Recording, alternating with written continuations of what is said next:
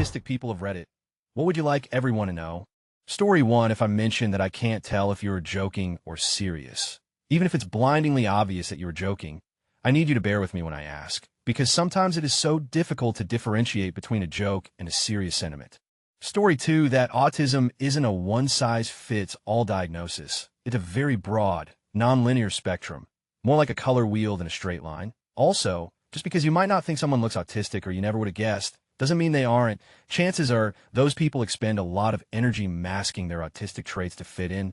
Story 3, when I seem slow to you, it's because I need you to be more specific in what you need from me. My brain is literally unable to play the guessing game. Edit 1, oh my god. Thanks for all the upvotes. Didn't expect this. Thanks everyone. Edit 2, thanks for the gold. First one, finally. Story 4, if I'm asking questions that seem dumb, even though I seem smart most of the time, just answer them. Sometimes all I need is the context I'm asking for to help me sort things out. Story 5, being autistic does not mean a lack of empathy.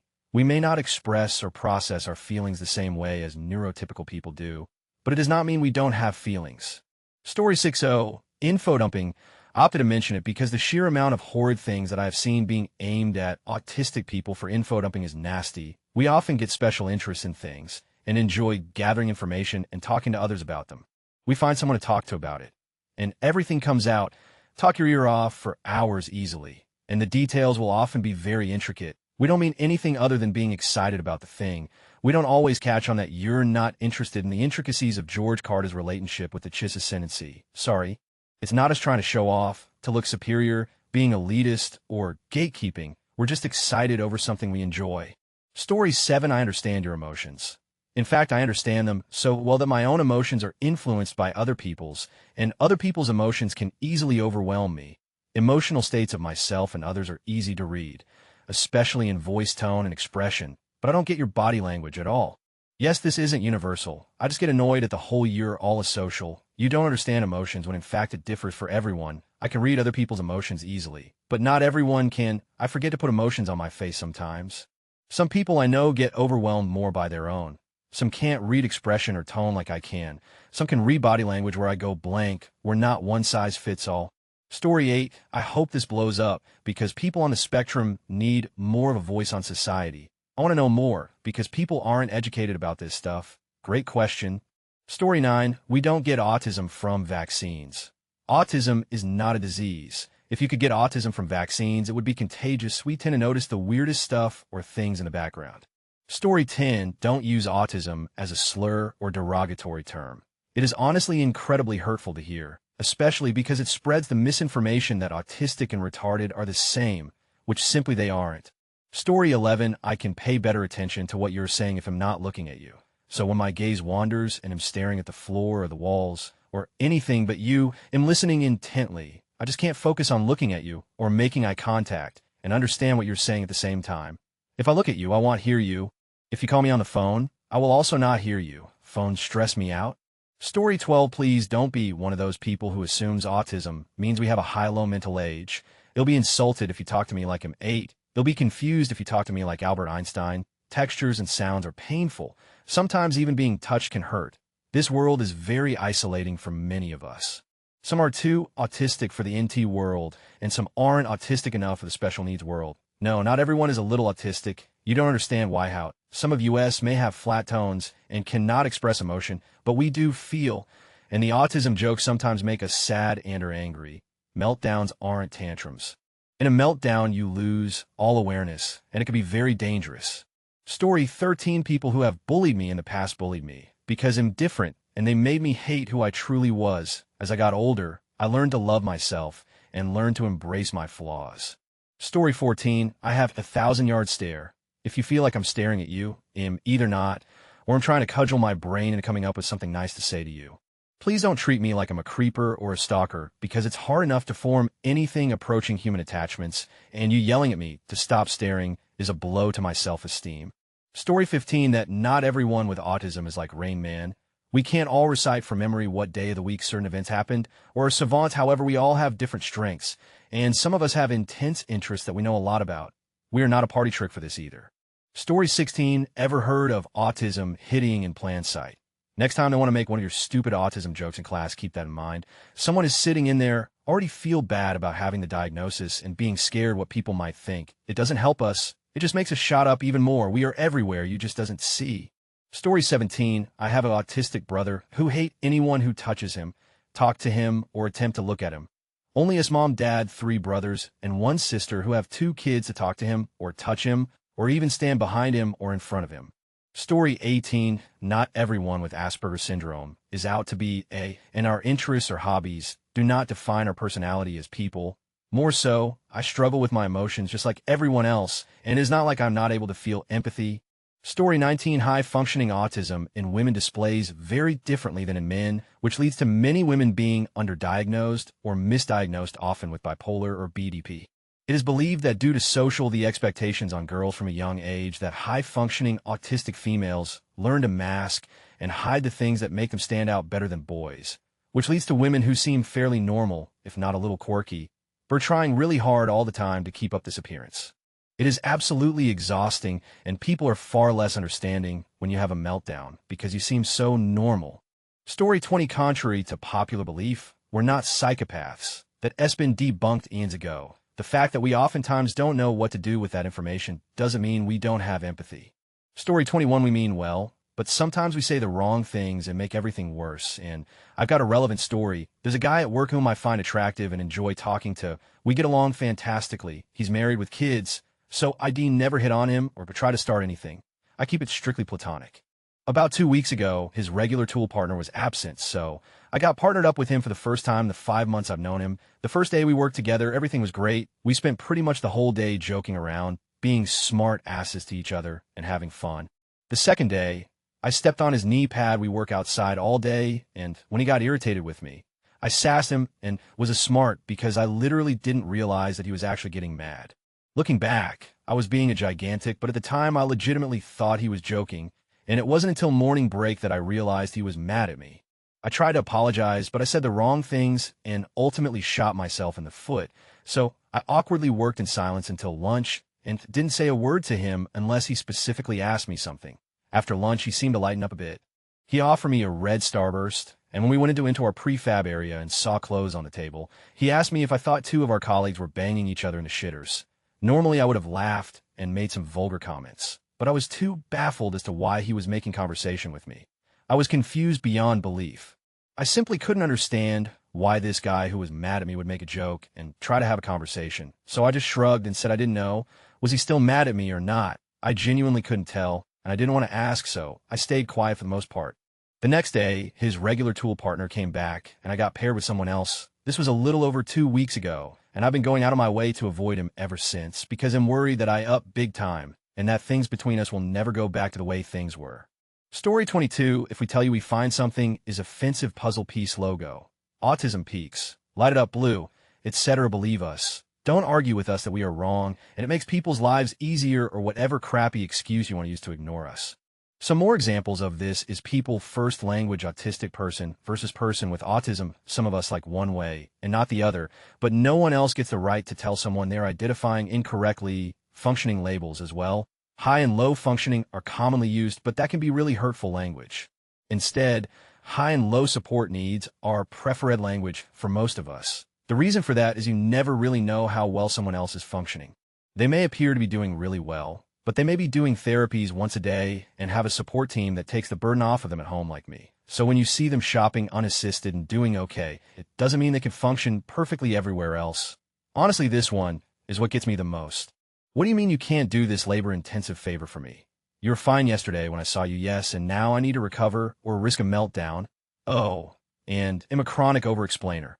Story 2390 of autistic people just act like normal people, but more introverted, 10 act like Christian. I'm in that 90, but I have a kid in my sped class that is definitely in that 10. Story 24. Sometimes my brain hardlocks, trying to process sentences out loud. Sort of like when you can't remember a word, but for the entire sentence forming apparatus. The analogy I use is when a program goes not responding on your computer. It's not thinking or waiting, it's just stopped, and spam clicking on it does nothing, either have to wait for it to kick back into processing or restart from scratch. Had a job interview where they asked me a question that I didn't have an answer prepared for, and I spent a very awkward, what felt like 5 minutes 30 or so seconds of silence where I knew I was supposed to be talking, but my brain was stalled. It's not that I couldn't work out what to say, it's that I couldn't work out how to speak. Story 25 autistic is not a good way to describe a stupid person. It just pisses me off when I'm watching a stream and the streamer someone else calls someone autistic when they die, even if it's not their fault. Also, autistic people aren't stupid or dumb. They just think differently to other people. Story 26, letting your kid get away with doing bad things when they're young. Because they're autistic, they don't know any better isn't healthy. Explain why we can't or shouldn't do things and still punish for it if it happens repeatedly. Also, don't hide a diagnosis from your kid. They'll know they're different, and knowing why is a lot less stressful. Story 27, I am autistic and extroverted. Don't tell me I'm not autistic. Don't expect me to be socially extroverted. But when my topic of interest is being discussed, I will absolutely engage. Just don't ask me for drinks afterwards. Story 28, I had to get diagnosed in my mid-20s so that people would finally accept that I have difficulties. I didn't want to get diagnosed, but I felt forced to, just so I could prove once and for all that it's not me choosing to be a difficult person. In the UK, the process takes so much time, and in the end, you can't really be treated anyway. So what's the point when I already know and have accepted it? It's like if you weren't diagnosed as a kid, then you're not valid. But only the kids with the most extreme symptoms get diagnosed early, and I guess that's what people think autism looks like.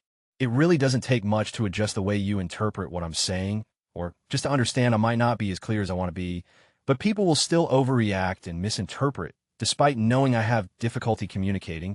Even if I didn't have autism, it wouldn't be unreasonable to understand that. But people in general still don't get it. Even ones who rave about mental health awareness. It's like autism isn't taken as seriously as depression or anxiety because it's not urgent. It's viewed as a permanent thing that can't be cured, so it's treated like a lost limb. Anxiety and depression are easier to understand, I guess, and are somewhat curable with treatment and time. Whereas autism is a bottom-line disability, so there's no point trying. I don't really get that. But that seems to be the attitude of a lot of people who I thought would be more understanding of mental health. Might just be me being around bad people, but my entire experience at school and university in the UK has made me feel like this is just how society is. Story 29, having to act normal is so straining and monotone and don't like being touched, but family and social pressure, including having teachers screaming in my ear to act normal.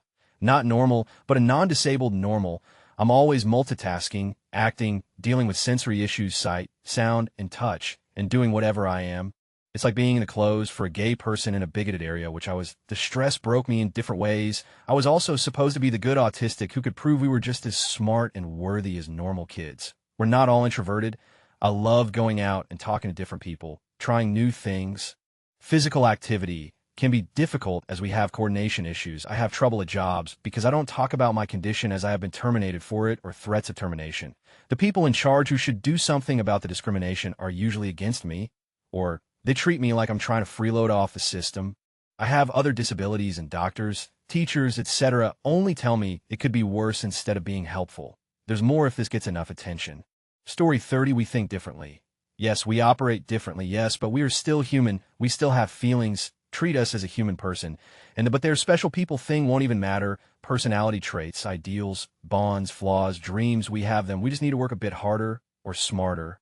Autism is not a disability. It is a benefit. We can see things differently, hear things differently, understand things differently. We are still like you or the next bloke, but we are still us, different, yet the same. Story 31, I didn't get autism from a vaccine. And even if I did, it is much better than having polio or a life-threatening illness that could come from not getting vaccinated.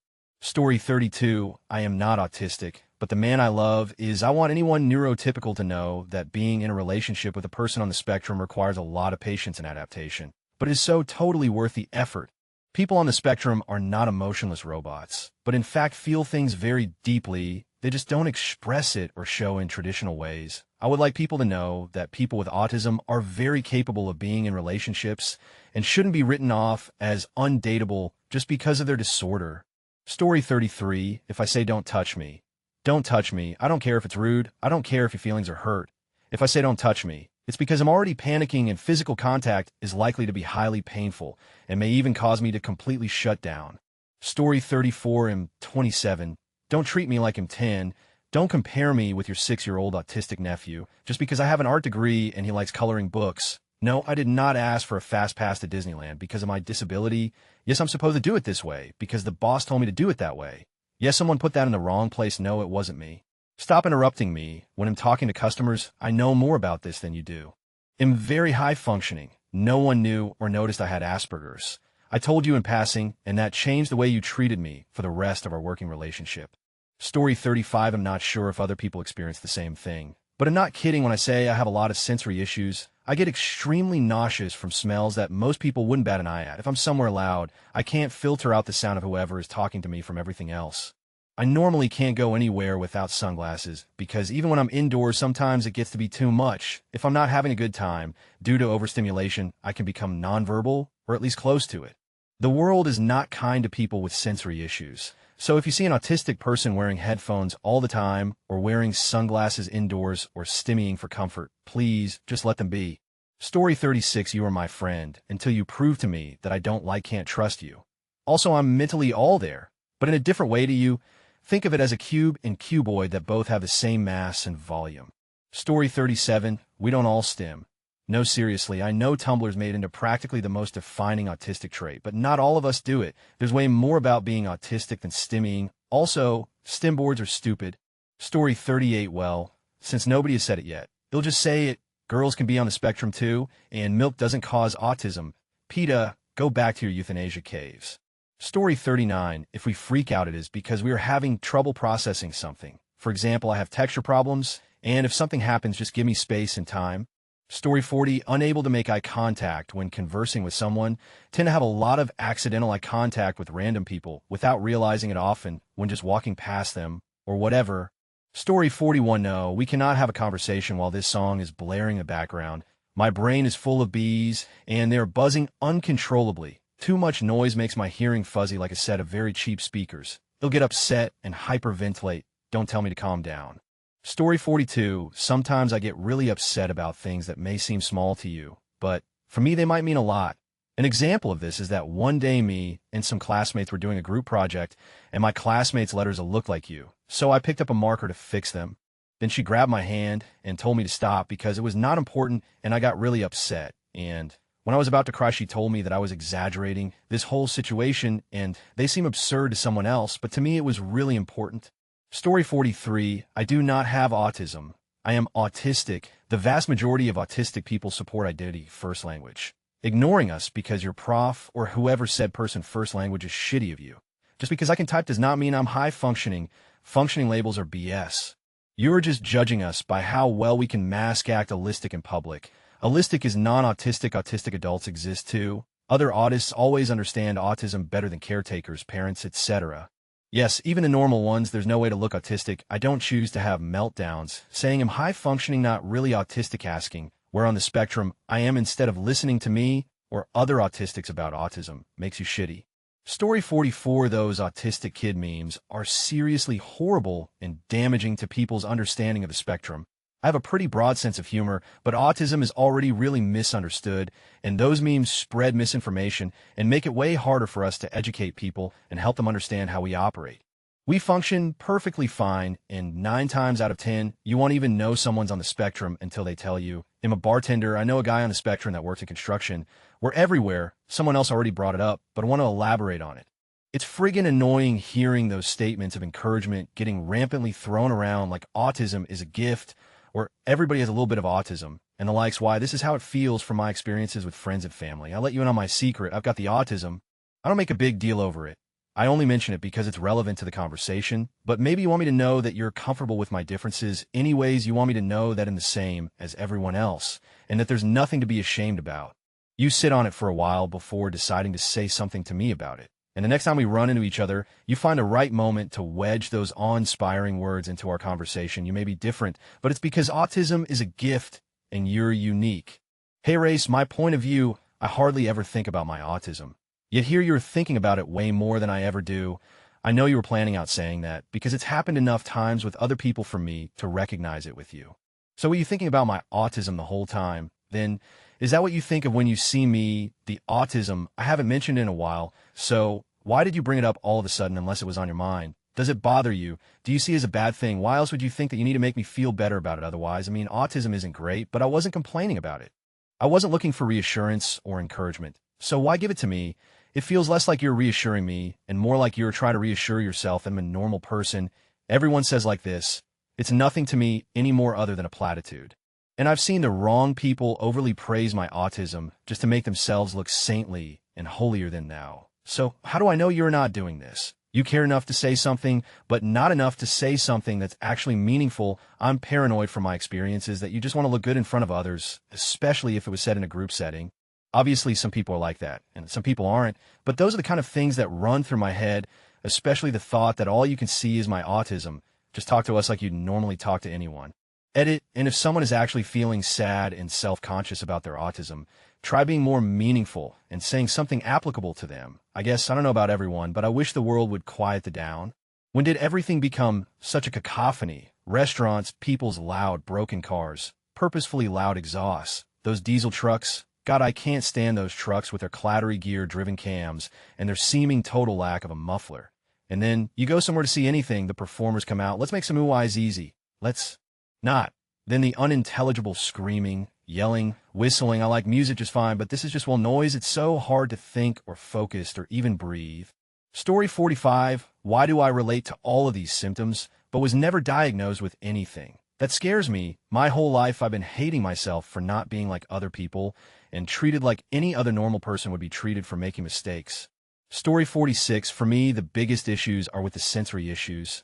Not everyone with autism has sensory issues, but it's very common. I have my share of social issues, but I feel like they don't adversely affect me as much as the sensory issues have. Because of them, I couldn't wear certain fabrics as a child. Everything stank all the time because I grew up in a house with chain smokers, but the worst way I was affected was with food.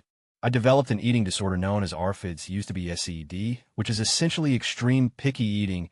I would literally starve rather than eat something that wasn't one of my safe foods. This was put to the test when I went away for 5 days with a school camp, and there was no safe foods for me at all. I was 7.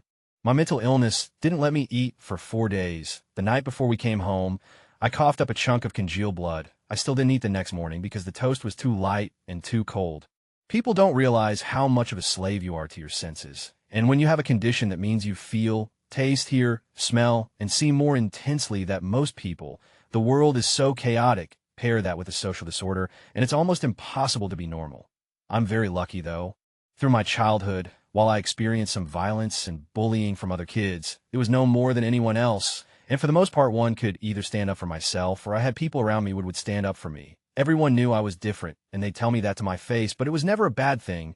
It was just a thing.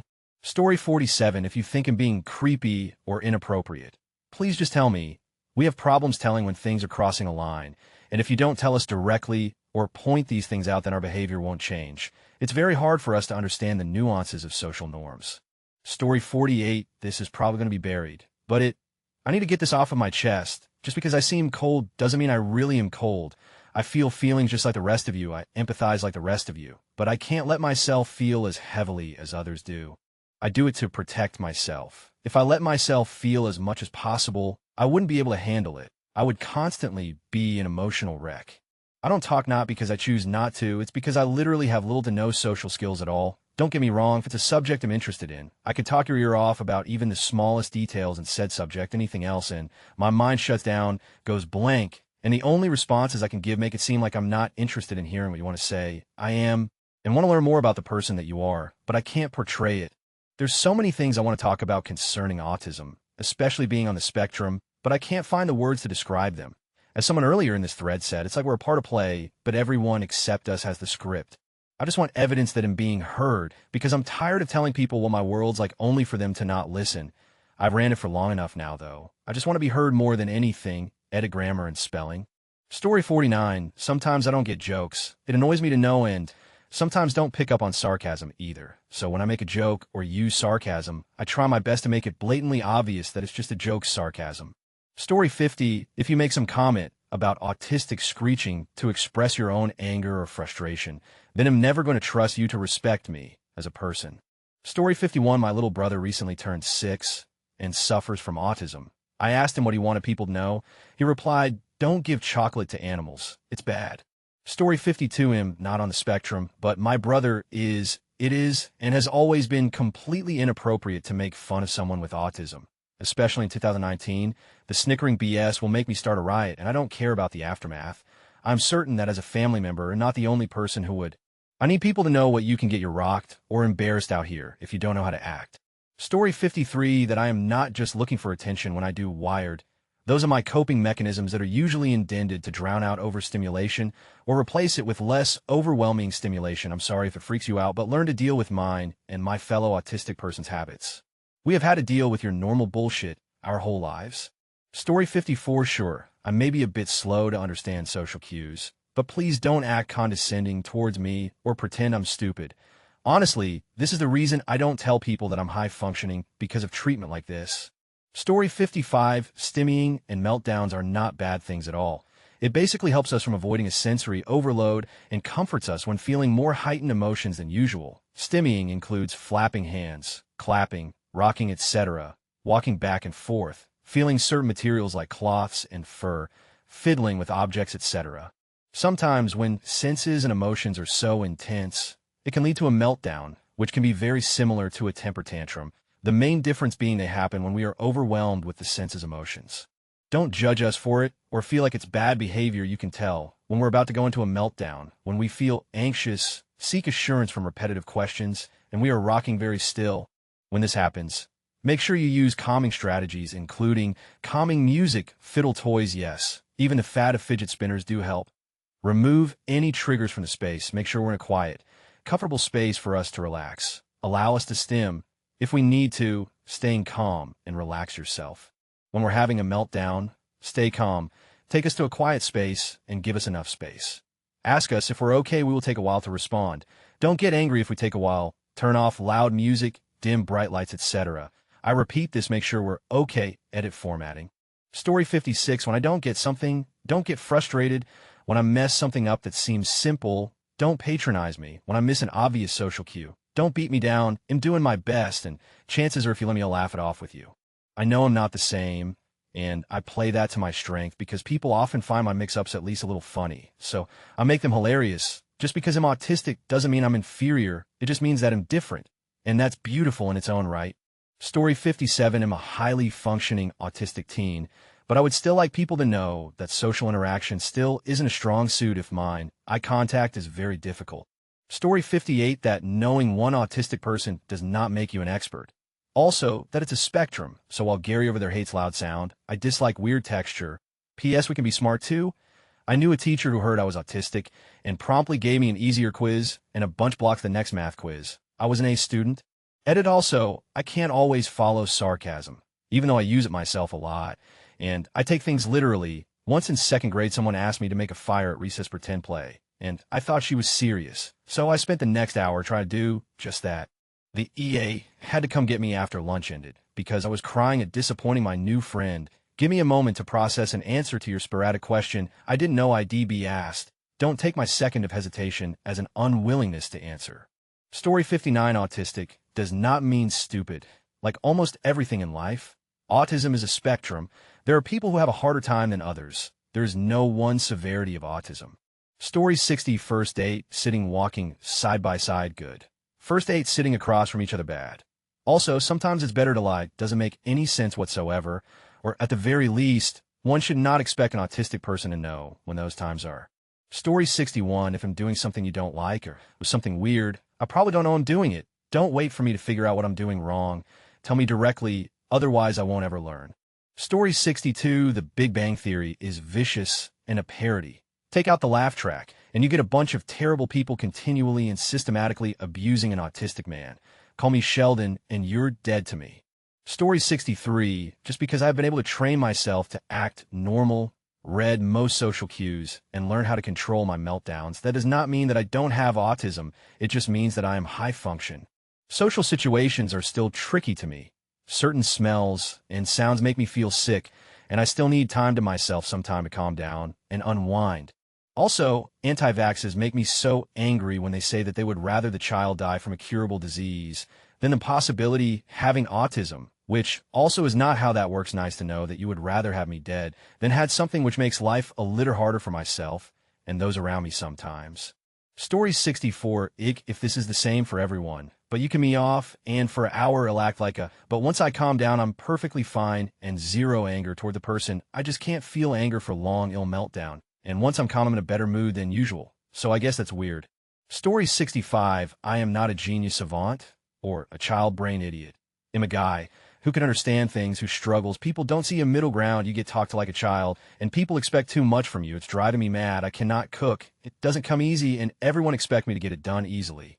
Story 66, ASD is a spectrum disorder. There's some more affected and some less. I am still impacted by ASD even though I'm high functioning, and don't try and convince me that I'm not autistic because I don't look it, and please stop stereotyping autistic people as either super smart or completely non-functioning. It is a spectrum and everyone is different. Story 67, that most autism media representation is stereotypical at best and horrendous at worst. As an autistic woman, I am so sick and tired of being compared to Sheldon Cooper, Sean from The Good Doctor, and the protagonist from that abomination of a show Atypical. I am not like them at all. The acting, especially in The Good Doctor, is stilted as, yes, there are some of us who act like that, but just as many, if not more of us don't. The only canon autistic character I relate to is Symmetra from Overwatch. Blizzard did a wonderful job with her. Oh, and stop sharing those meaningless autism awareness posts on Facebook if you can't be bothered to actually connect with the autistic people in your life. One more thing, the puzzle piece symbol is dehumanizing as none of us are missing anything.